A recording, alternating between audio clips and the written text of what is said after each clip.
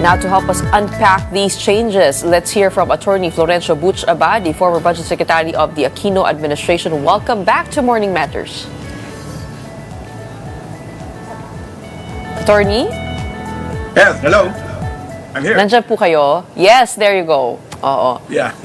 Okay, so a string of resignations took place right after the video statement of Zaldy Co. Seeing the Budget Secretary and also E.S. Bersamin out the door.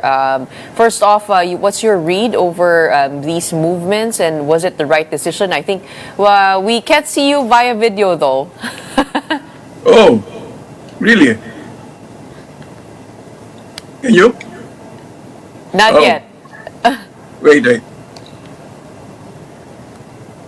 There you go. Oh, kita na po. Oo.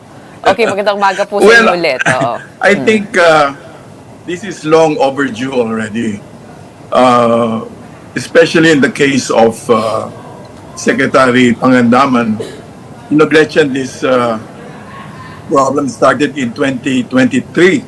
And if it had already been stopped at around that point, then it could not have gone through 2024 to 2025 and to what is now called by many observers as the worst blunder of the budget ever. So I think it's good that these resignations have started to come in so that the president can start anew, because the presence of people who are suspected to have been in collusion with those who committed graft in the flood control projects diminishes the political capital of the president and makes it difficult for him to govern effectively. What do you mean this started in 2023? You mean you saw indicators already by then? Yes, if you look at the BICAM committee conference committee report, you could already see there budget cuts to the tune of almost 400 billion and then diverted somewhere else. In fact, some members of Congress have been asking the Congress to produce the BICAM reports and the minutes of the BICAM committee meetings so that we could see where those cuts were made and where those cuts were inserted or allocated, so that people can see really what happened. But that has not been produced so far, so it's created even more suspicions that irregularities happen. So if that had been stopped at around that point, then it could have not gotten worse as it has happened already up to 2025. Where did you see the budget cuts happening, and where did you see that diverted to? In the 2023 budget? You could see that in the BICAM reports themselves. I saw some copies of the summaries of the BICAM report, and I saw a full copy of the BICAM report of 2025. And you can very well see there that there were huge budget cuts made, and that they were also moved or transferred to some other items like flood control, infrastructure project, ayuda, and many other projects. So I think the ICI still has to get these documents so that they can be fully exposed and people are appraised of what really happened. Because otherwise, if we don't go to the root of this problem, then there is no way for us to be able to understand what really happened. But the BICAM process is under the legislature. Why hold these two responsible, the ES and Budget Secretary? Ano kayang maaaring naging say po nila dito sa budget diversions na ito? Well, if you take the funding of the president's budget priorities away and a significant amount, what happens is you undermine the ability of the president to implement and execute his budget priorities for the coming year. You know, the budget is the financial expression of the president's development priorities for the coming year. Now, it is true that Congress has exclusive jurisdiction of the budget authorization process. But it is also true that an overwhelming number of the legislators are part of the president's what they call supermajority. They are they are parts of the president's coalition, and therefore they are also committed to supporting the president to enable him to provide clear directions for the country. But if they undermine that, I think the president has the right to call upon them to correct the budget misallocation so that his own priorities are not compromised. And that is part of his responsibility and function as a leader of, as a political leader and as a leader of the parties in coalition with him. Which leads me to my next question regarding the statements of Zaldy Co. Do you think they are believable and traceable, ito pong mga insertions sa presidente? Because why would he botch his own budget, right? As yung NEP po is a reflection of his priorities. Does it make no sense na yung budget niya ang titirahin niya? Your thoughts on that?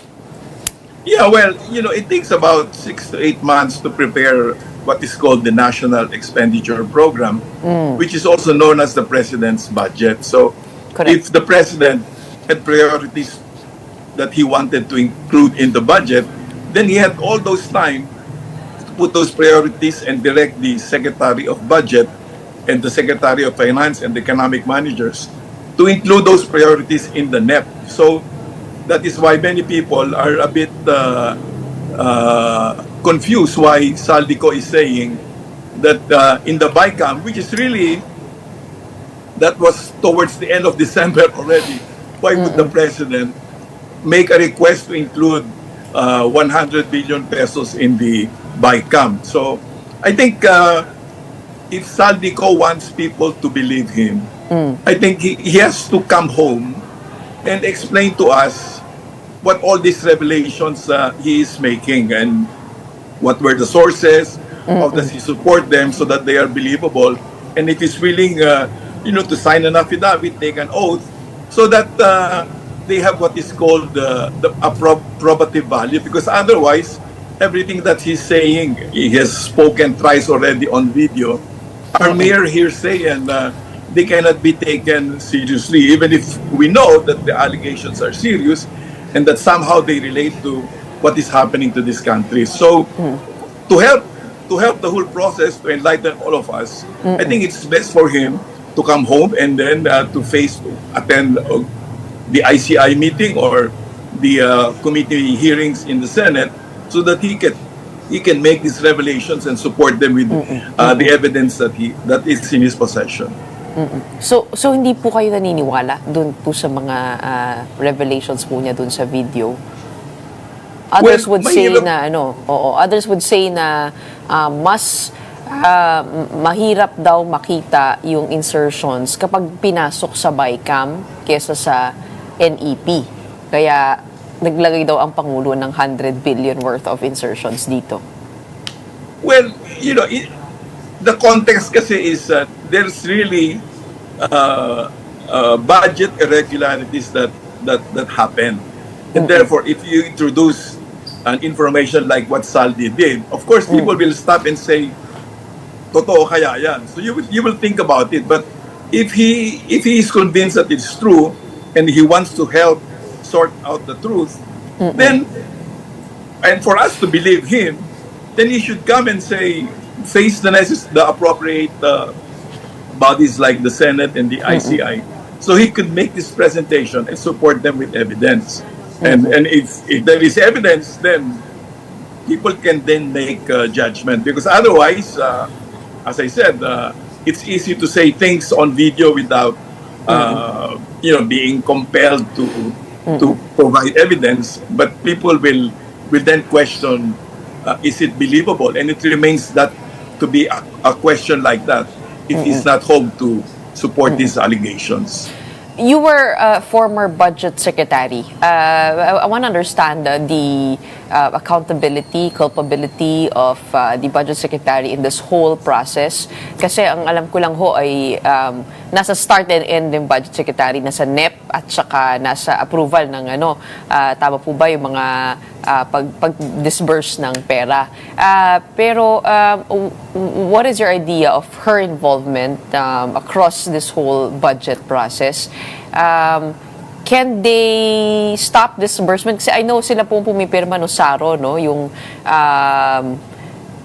budgetary special allotment release order that is needed for funds that are under for later release at special purpose funds.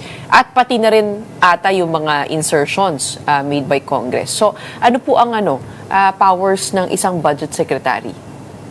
Well, una-una, of course, in the budget preparation stage, the secretary oversees the preparation of the budget. As I said earlier, that takes about 6 to 8 months. Then when the budget is finally approved by the President and the Cabinet, that is submitted to Congress and it becomes the General Appropriations Bill. But the function and the responsibility of the Secretary of Budget does not stop there. He has to monitor what happens to the budget as it goes through the budget authorization process. Because the responsibility of Congress is to find out whether the budget in fact reflects the priorities of the President. That is really principally what the legislature has to find out. And if there are amendments that departs from the budget's priorities, then it is the responsibility and function of the Secretary of Budget and Management to inform the President so that the President can call upon the Speaker and his colleagues and party mates in Congress and say, you know, what you're doing is already contrary to what I stated as my budget priorities as expressed in the General Appropriations Bill. And so he reminds them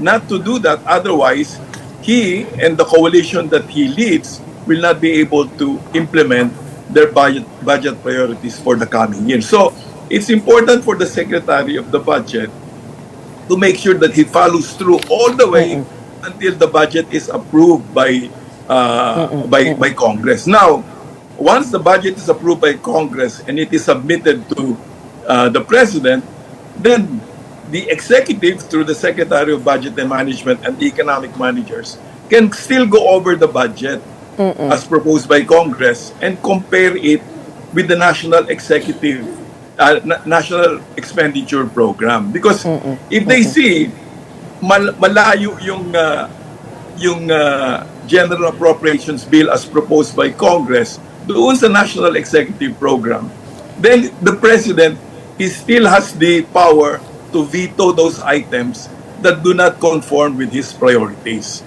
Now, what happens is, if some items or many items are vetoed, then the funds supporting those vetoed items go back to the Treasury.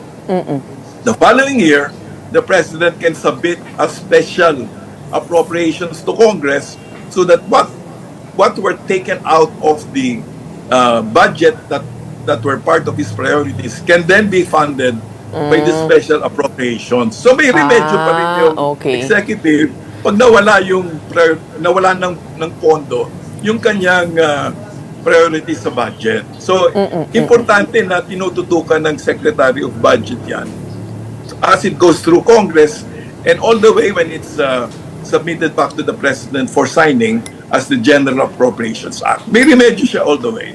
So, in short, the Budget Secretary is as accountable for anything that slips through.